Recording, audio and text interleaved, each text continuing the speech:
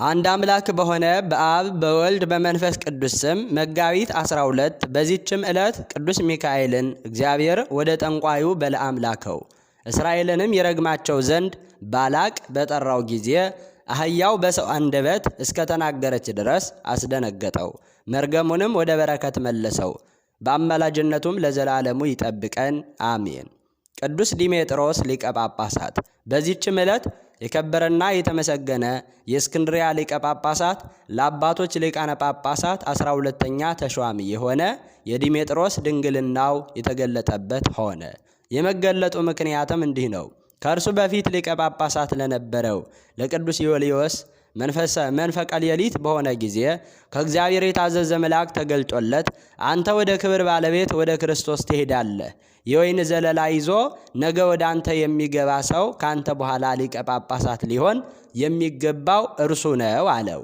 ማግስት በሆነ ጊዜም የከበረና የተመሰገነ ዲሜጥሮስ የወይን ዘለላ ይዞ ወደ ከበረ ዮልያኖስ ዘንድ ገባ።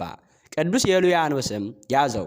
ከኔ በኋላ ሊቀ ጳጳሳችሁ እንሆ ብሎ ለሕዝቡ አስረከባቸው። ስለ እርሱም የእግዚአብሔር መልአክ እንደተገለጠለት ነገራቸው።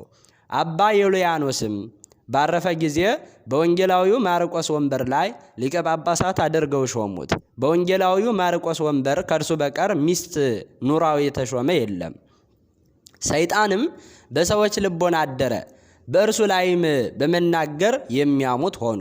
ስለዚህ ነገር ከእግዚአብሔር የታዘዘ መልአክ ለቅዱስ ዲሜጥሮስ ተገልጦ እንዲህ አለው።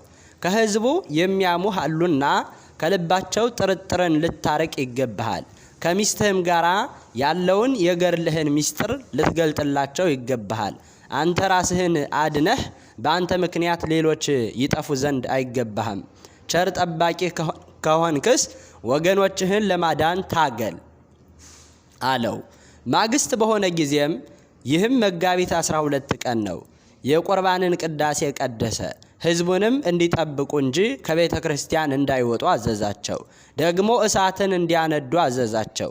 ወደ ሴቶች መቆሚያም ልኮ ሚስቱን አስመጣት። ከስራው የተነሳ ሕዝቡ ያደንቁ ነበረ፣ ምን ሊሰራ እንደፈለገ ሕዝቡ አላወቁምና። ከዚህ በኋላ ቅዱስ ዲሜጥሮስ ተነስቶ ተንቀሳቀሰ። ከእሳቱ መካከል ገብቶ በመቆም እሳቱ እየነደደ በውስጡ ጸለየ።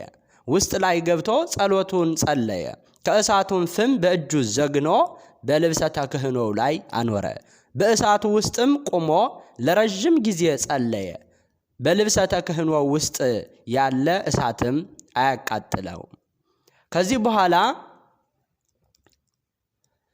ሚስቱን ጠርቶ ያንን እሳት በመጎናጸፊያዋ ውስጥ ጨመረ። ረጅም ጸሎትም ጸለየ። እሳቱም ከልብሶቻቸው ምንም አላቃጠለም። ሕዝቡም አድንቀው እግዚአብሔርን አመሰገኑት።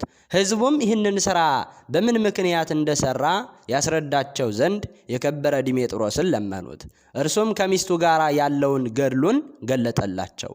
ያለ ውዴታው እርሷም ጋብቻን ሳትሻ እንዳጋቡት እንዲህም አለ። እነሆ በአንድነት እኛ 38 ዓመት ስንኖር በጋብቻ ሥርዓት ከተገናኘንበት ጊዜ ጀምሮ በአልጋ አንድ ልብስ ለብሰን እንተኛለን። ግን ወንዶች ሴቶችን በግብር እንደሚያውቋቸው ሴት እንደሆነች አላወቅኳትም። በዚህ ሁሉ ዘመን በየሌሊቱ የእግዚአብሔር መልአክ ከሰማይ እየወረደ በክንፎቹ ይሸፍነናል። ይህንንም በዚህ ሁሉ ዘመን ከሰው ወገን ለማንም ከቶ አልገለጥኩም፣ ልገልጠውም ከቶ አልሻምና። ግን እናንተ ከበደል ትድኑ ዘንድ እርሱ እግዚአብሔር አዘዘኝ እንጂ አላቸው። ካዩትና ከሰሙት የተነሳ ሕዝቡ እጅግ አደነቁ፣ እግዚአብሔርንም አመሰገኑት። እርሱን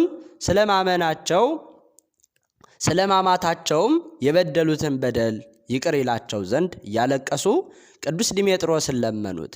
እርሱም ስህተታቸውን ይቅር ብሎ በጎ ሥራን ከሚጠላ ከሰይጣን እንጂ ከእናንተ አይደለምና አትዘኑ አላቸው።